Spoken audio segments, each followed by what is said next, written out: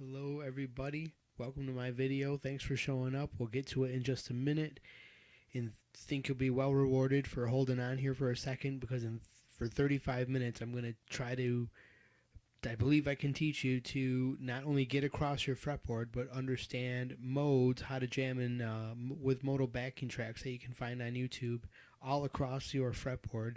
And once that becomes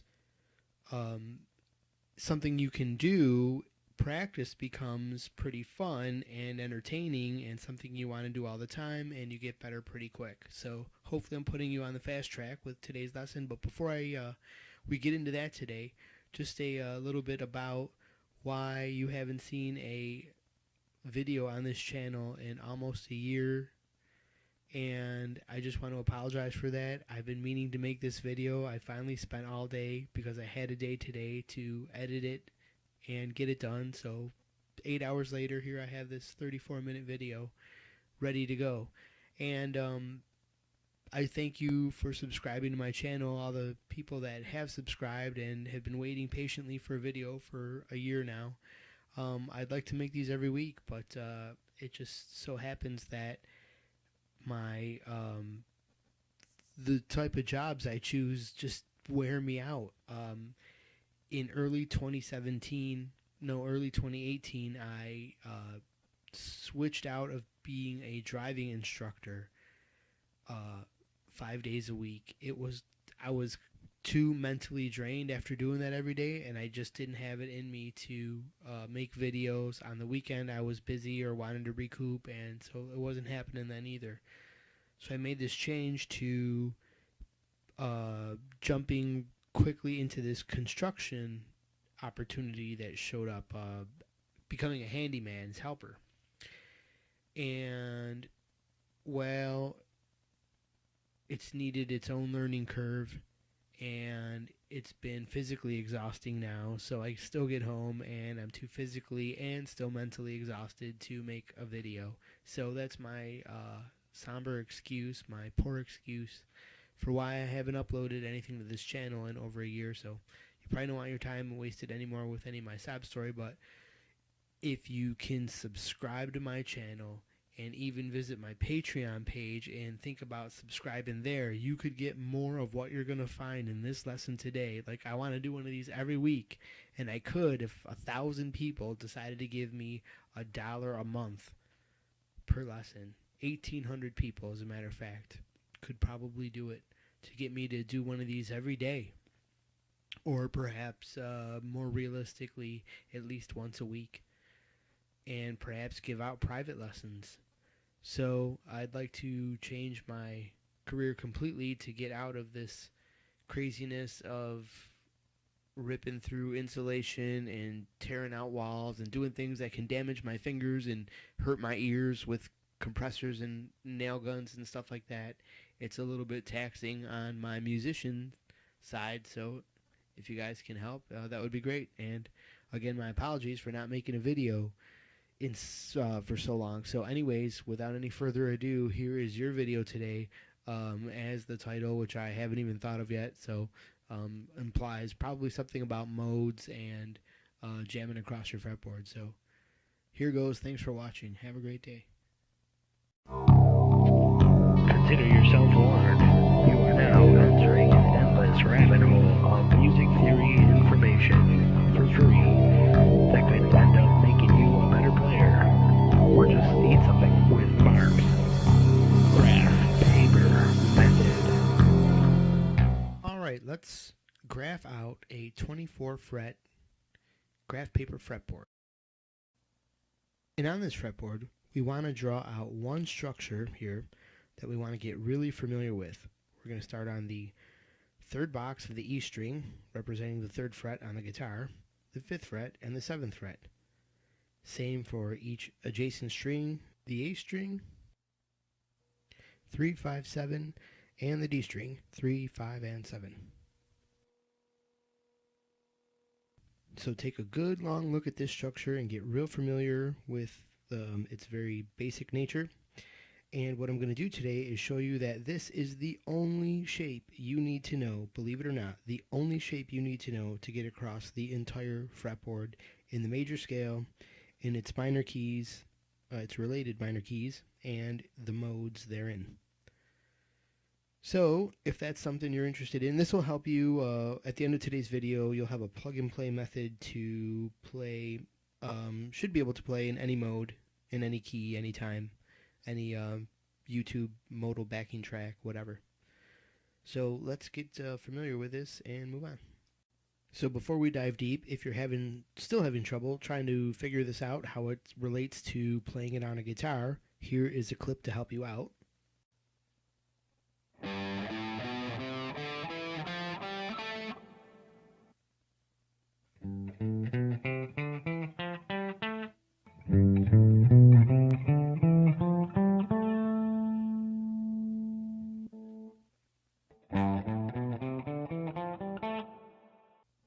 Alright, so hopefully you're still following along here. Let's isolate this shape from the fretboard. So the key from here is learning a couple of rules that never change about this, what we're going to call the box here, the big box, that are going to help us navigate around the fretboard, always knowing where all the right notes are that we need to have under our fingertips while jamming in the major scale system. So let's move on with these rules. So let's answer this question. Of the 12 notes available in the Western scale, how many notes are you responsible for when you're trying to improvise along a major scale to sound in key? And that would be 7 notes. So you'll notice that 7 notes will then be notes that sound in key, and 5 notes will be notes that, well, will need special treatment, or they'll sound downright out of key, like the wrong notes. The notes that are keeping you from playing across your whole fretboard in fear that you might hit one. So as you can see in our superstructure here, we have 9 notes that we're going to consider good notes, and 6 squares here that we're going to consider the avoid notes. And that's a good thing that we have more, because that means 2 overlap and 1 overlaps, and that's going to be a very handy thing coming up. Let me show you. So consider this. Any note that you're going to need during your solo in a major scale or its relative minor key or any of the modes is contained within this box. It's a fact. But eventually you're going to get sick of just jamming in this box. That wouldn't cut it when there's hundreds of other notes available. So let's get to moving out of this box the first and most simplest direction here, and that is going to be either leaving the box in this direction or in this direction. Filling in some note names will help us understand and make a visual roadmap, which is what we need to exit this shape in both of these directions. So here we go. So the magic here is that there are 2 repeating notes on each side of the structure. That means that the same exact pattern starts from these notes, starts from these notes. In this example being the G and the A note. By the end of this video, you'll know how to slide this structure up and down the fretboard for use in any key, so the notes will be different in those examples. However, the navigation method here stays the same.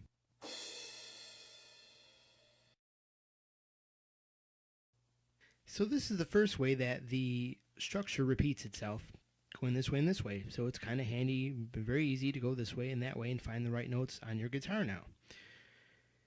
Now, the reason that you're maybe wondering, why didn't this ever jump out at you before? Well, there's an anomaly on your fretboard that doesn't let this show up exactly as it's printed here, so we're going to go over that as soon as we plug this into the fretboard, but it's pretty easy and you'll get over it in no time. Another thing to see here is that we've covered more than 6 strings here, so at any given time you'll only be able to move like this. Just these boxes will be, one of the boxes will be split.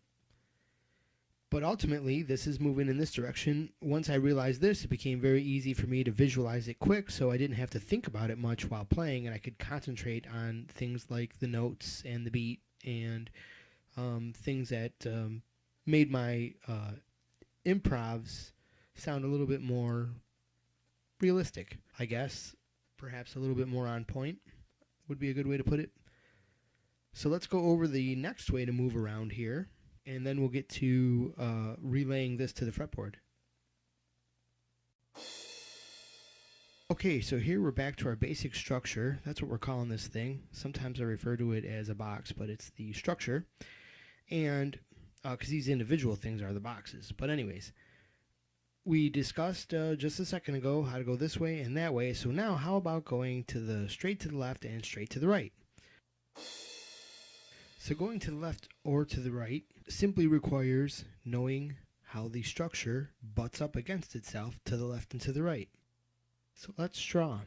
This is the exact same structure as it exists always to the right and left of itself as I show you here.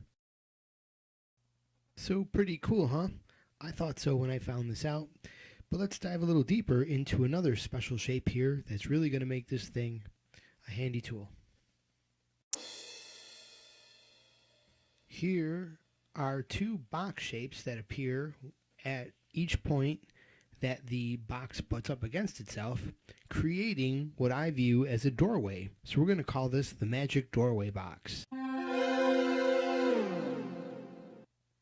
This box shape is what really broke me out of the pentatonic box, per se, and got me really able to riff around the fretboard.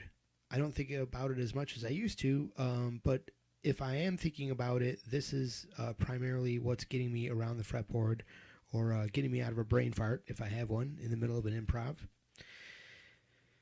And some facts about it that I'm going to cover briefly in this video. There's a whole ton of things that I've uncovered with this magic square, and I think you will too. So I'm going to leave that up to you in your explorations, and for you to post your questions and comments in the video section below, in the comment section below, rather. And I'm just going to go over a couple of brief ones that pertain to perhaps this video, just being able to use some basic logic to get across your fretboard, the most basic logic you can to free up your mind to think about your notes and the music behind you from all the other instruments, and be able to listen to what other people are doing to make you just simply a better musician, more in the pocket, more in the music. So one fact to get certain of is once your fingers make it into one of these boxes, you are in fact connected to the very next box. So there's no other place to go, no new place to think about. You're already there.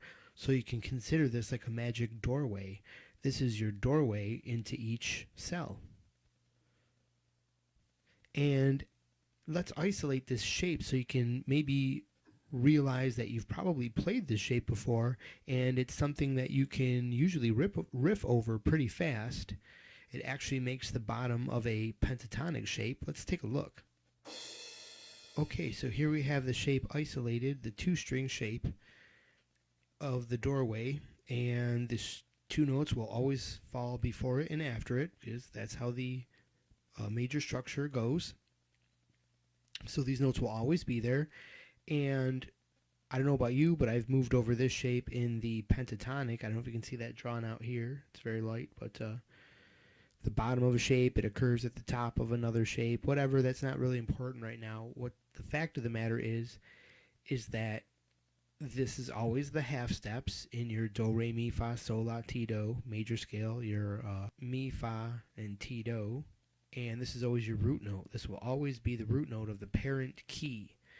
I think a little later you'll understand the modal concepts and everything, but just thinking about the major scales, we know that the C major scale is the one that contains all the whole notes, and as you see here in every box, C, D, E, F, G, A, B, and all the half steps, the black keys, the avoid notes, will always be in these boxes here.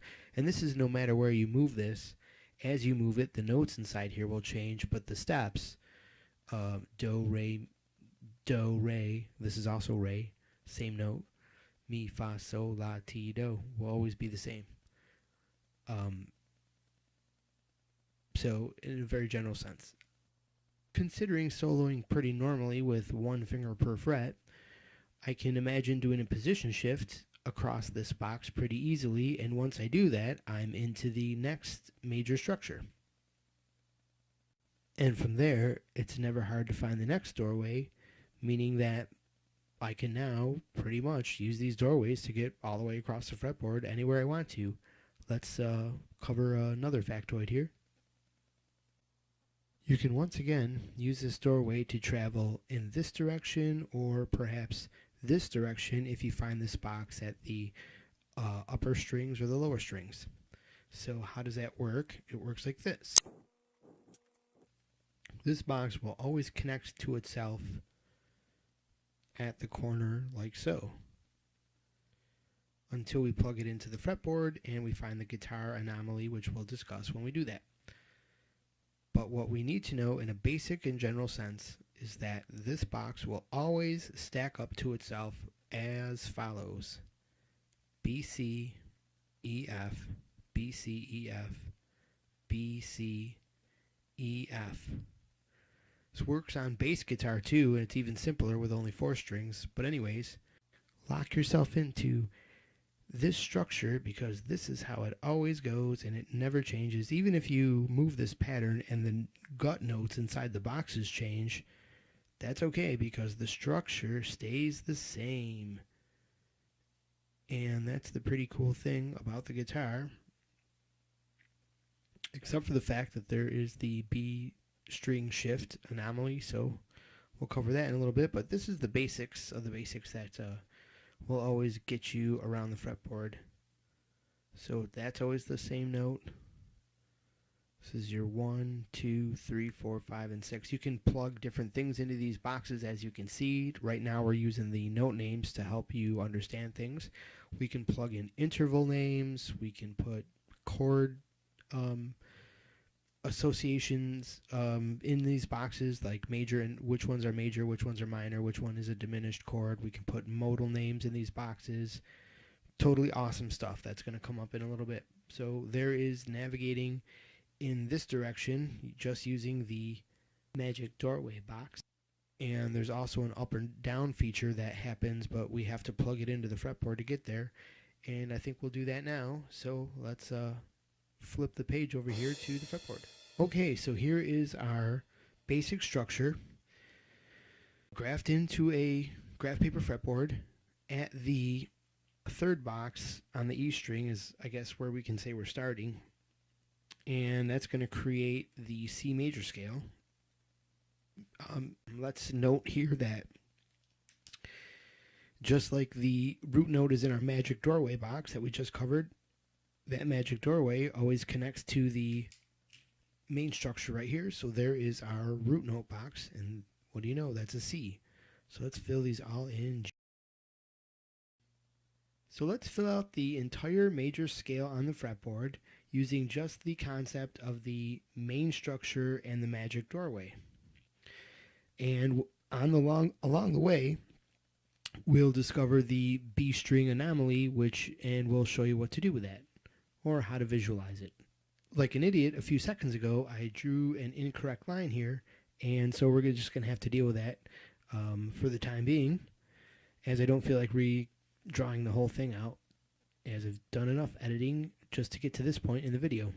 So we will always have a doorway in our 9/16 pattern. Remember, got a 9. That sort of makes a 9, a 1, and a 6. Here's a better view of your 9/16 shape that'll help you race around the fretboard like a cool little Porsche.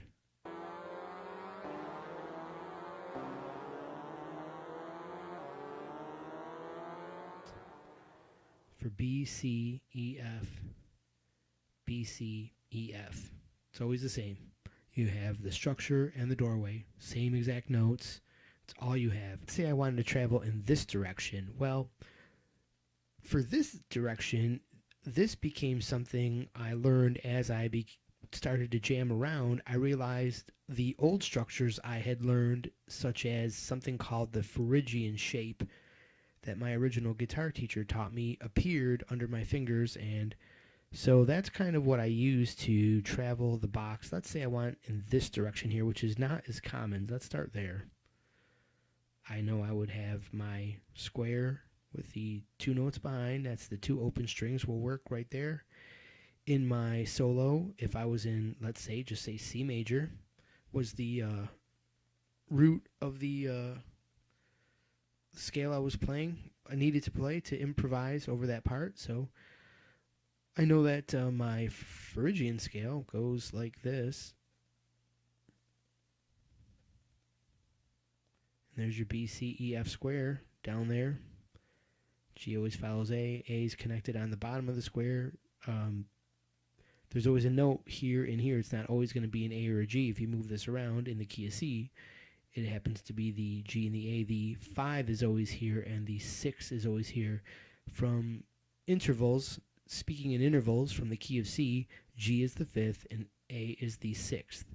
And those are always found here on the square, which incidentally by itself is always 7, 1, 3, 4.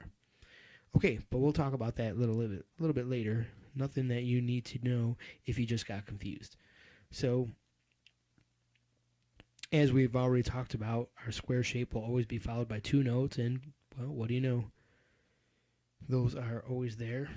C, D, F, G, right? Okay, so how about using our shapes then to get further across? Let's say I needed to go straight down. What's down below this shape? It used to be a blank until I knew all I needed to do was think like this. Where's my magic box? If I'm in a structure here, my magic box is always there, meaning my magic box always connects to itself right here. But here, my friends, is where we have the B string shift. We know that these 2 strings, everything on the guitar, the structure is always going to move up a fret in that direction. And I think you guys already know that. If you don't, you're very new. So here, our box splits, and it looks like this. And if you recognize that shape as being part of your Aeolian pentatonic, good for you, because that's exactly what I do to know exactly where I am in this part of the game of improvising across your fretboard. So there we have this, and I just automatically know that the shape goes like this. And there's your BC from your BCEF square, connecting to itself once again right there, because there's no shift in between these 2 strings, only between this group of 4 and this group of 2. That's where the split occurs. Should draw a line right there. Okay? But I think you guys already know that, and girls. And we know pentatonic has a note right here, so let's just fill that in. And we pretty much have every note available. There's our EF square right there. And right there, from there to there, we've completed our entire major scale on not too much thought. If we were jamming around, improvising, whatever. And here we uncover the magic, another magic thing about the doorway. Here it is. We have EF at the top. We don't have a full square, though, because, well, we're out of strings. There's no 7th string, and if there was a 7th string, that's where the 2 notes you'd find there would be B, C, E, F. You'd have another square there. In this series of squares moving in this direction and that direction, this way, we have the squares occurring on the 5th and 4th strings and the 2nd and 3rd and 2nd strings. And the outside strings, the 1 and the 6, contain a split box. And that split box is something cool. Notice on each end there's a split box. The bottom of the box and the top of the box. The top is at the bottom and the bottom is at the top. As is above, so is below. So what that means is anytime you've reached the end limit here, you always have a full box at the bottom. Or down here you're at the half box here. That means you have a full box directly above you, and that helps you get up here. And once you're up here, you might realize that it's pretty easy to get past this point by knowing that this box is here. Once again, you have the same note, the 7, the 1, the 3, and the 4. Oops, so that would be the B, C, and the E, and the F. Now, as we went over in the just a few minutes ago, the squares always connect, but once again, there's the B string shift, but it makes it kind of neat here. No boxes split up because the groupings, the string groupings, fall on the even pairs. The 5 and the 6, the 3 and the 4, and the 1 and the 2. B, C, E, F. String 1, 2, 3, 4, 5, and 6. So there you have your next available row of boxes. You can fill in this part here when we know it's always the riff area outside the magic box. It's always the middle of the superstructure, the basic structure that we've been talking about the whole video. So we've got a wall of notes there. You may even know this as a pentatonic shape, right? I can visualize right in there. I know it goes like this. Matter of fact, goes right down there. And sure enough, after C and F, there's always D and G. It's always 8EG, right? GA. Sure enough, that must be EADGBE. Hey, what do you know? Ding, ding, ding. We've covered all 12 frets.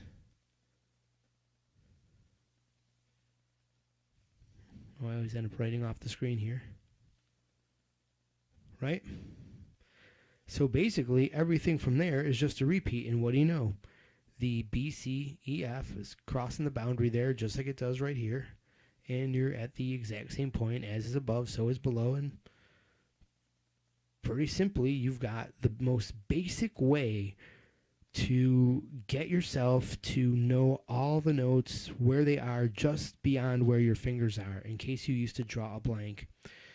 What I had trouble with is when my guitar teacher just showed me single scale shapes that look like that, and then like that, and then like that. I was always thinking about this whole new area, and there were 7 whole new areas, and it was always, oh, what's that shape like? Oh yeah, this shape is, and by the time I was thinking that, I was missing beats and missing nuances in the song, and on and on.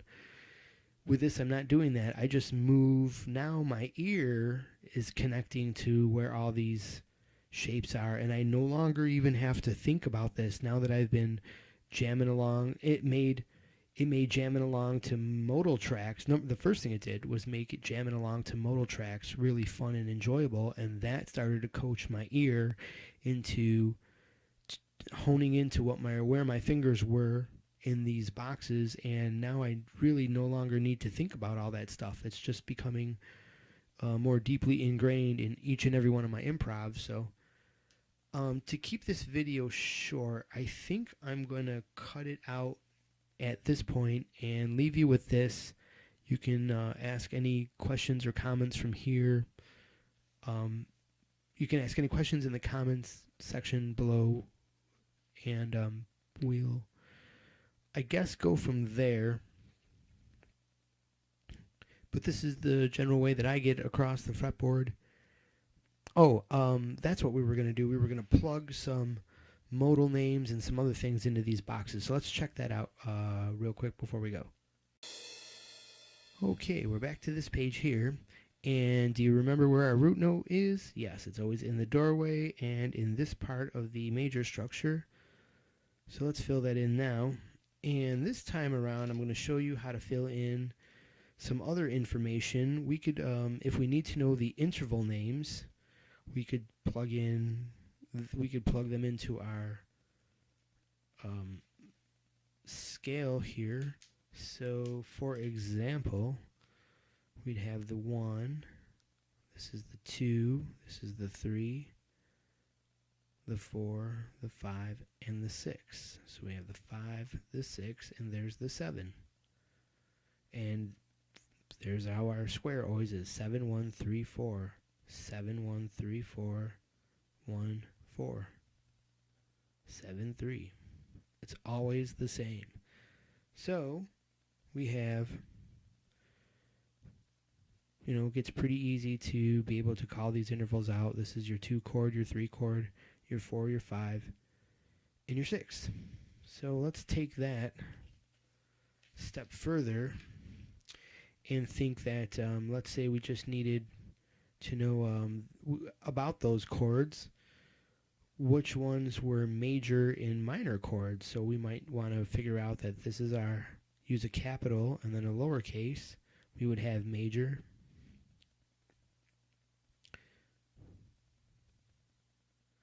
as our 1, minor, minor, major, the dominant 7th, the minor, the 6th, the natural minor. We can even put NM there.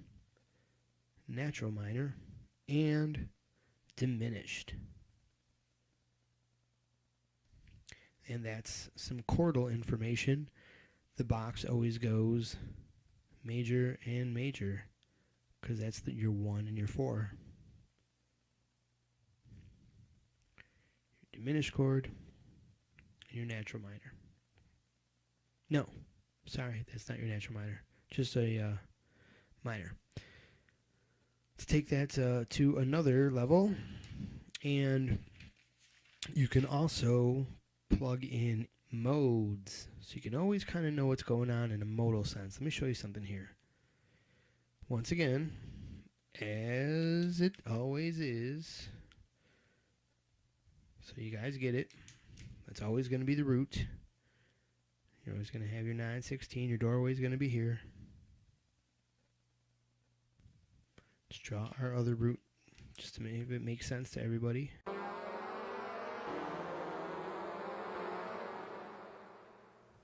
That's our root. If we make this the root and we want to think in a modal sense, we know that Ionian is always the same as the natural major scale. So right where the root of the natural major scale is, that starts the I for Ionian. Put a D here for Dorian, a P here for Phrygian, or Phrygian, however you say it.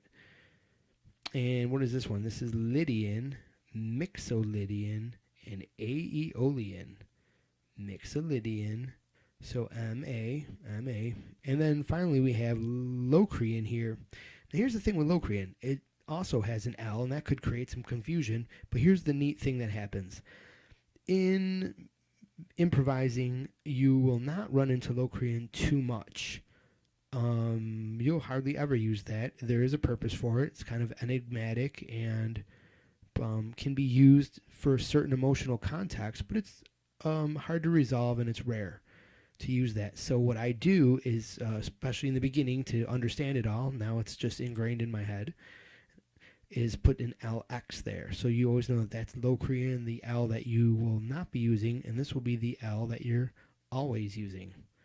And as you can see, they fall into the magic doorway kind of neatly, so it gets pretty familiar there. Lining up with your diminished chords, if you go back a couple seconds in the video and look at the chord line up there. So that makes sense. Diminished Locrian, not used very much. Now from here, you'll want to search out some of my other videos for some deeper content about modes and how they work and how to organize them, and some more deeper ideas about them. To be very basic and to end this video with some modal content here, let's just say that in this pattern, we know that this is the structure you can place anywhere on the fretboard to start with. Wherever these notes are, these letters, this is going to create this is going to help you jam over modal tracks as found on YouTube, modal backing tracks. What you'll need to do to play with any of them is simply pick a note and pick a mode. So let's say you chose E flat Dorian. So what you're going to do is take this D note and place it, this is the Dorian, Ionian, Dorian, Phrygian. For this, you take this and place it over the E flat note, and you'll have all the right notes to play in that mode all across the fretboard. Try it out and see if it works. Let's say you chose B flat Mixolydian. Take this, there's your Mixolydian note, take that and put it over a B flat, and that will work over all the notes that you are going to use to sound basically on point over a B flat Mixolydian backing track. So try that out. It works for any of these squares. You can do Locrian if you want to hear it. You can try and do that. Try each one of them and see which one you like. Assign your own emotional content. I think you'll find they line up with the chords. You go back to the chord chart I showed you, and you'll see the minor modes. The minor chords equal a minor mode. Oh, that would be minor, minor, minor, major, major, major, in a neat little geometric shape there. Anyways, and then the odd man out is here in the diminished Locrian mode. So I think you get that there. And the final point I'll leave you with, that's the modal stuff. And, just rewind the video if you feel like you missed something. The next thing is these shaded in notes are the 5 notes of the that are the basically off notes when you want to play a 7-note scale. Of the 12 notes of the Western scale, that leaves 5 notes that are basically let's say wrong notes, but they're not wrong if you know what to do with them. And you can clearly see here what's available. If you accidentally ever hit one of these notes, you just simply slide up, and for the most part it'll sound like it'll basically at least end up okay on a good note. So there you go. You can see if you were heading in a downward direction, you can hit a wrong sounding note, slide down one, and it'll always sound right. If it was this one, there's a good note. If it was here, there's your good note. There's your good note. You can see they're always surrounded. Every one of those notes is surrounded. And you can see there's 6 in the major structure here. That's because one repeats. This one will always repeat. That's the octave. So I'll leave you with that. Happy jamming. I hope I really helped you. And if I did, please remember to like the video, and if you want, subscribe. I can always use more subscribers, and the more the merrier. The more I can get your support, the more videos I can make. I'd like to do these every day if I could. Alright, we'll talk to you soon.